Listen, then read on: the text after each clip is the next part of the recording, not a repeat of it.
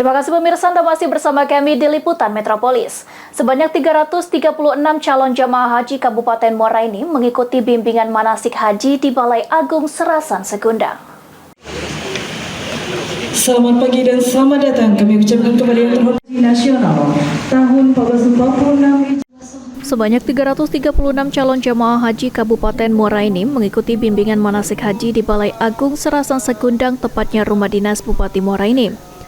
Bimbingan manasik haji ini dilakukan serentak tingkat nasional dengan cara virtual. Pemerintah daerah Muara Enim sendiri mendukung para CJH yang akan melaksanakan ibadah haji, serta mendapatkan bimbingan agar tidak keliru saat menjalankan ibadah di Tanah Suci. 21 kami sebagai kepala kantor serentak secara nasional.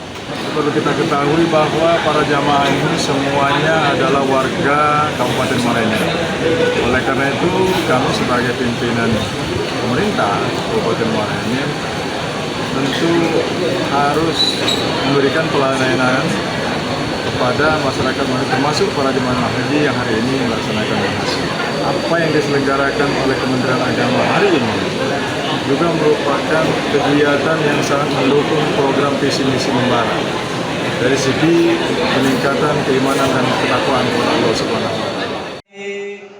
Bimbingan manasik haji juga akan dilakukan secara bertahap mulai dari tingkat nasional, selanjutnya tingkat kabupaten hingga kecamatan.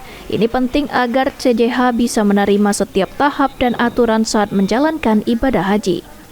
Tahun ini calon jemaah haji Muara Enim yang berangkat terdiri dari 146 jemaah haji laki-laki dan 190 jemaah haji perempuan, berasal dari 22 kecamatan yang ada di Kabupaten Muara Enim. Mardian Syapal TV.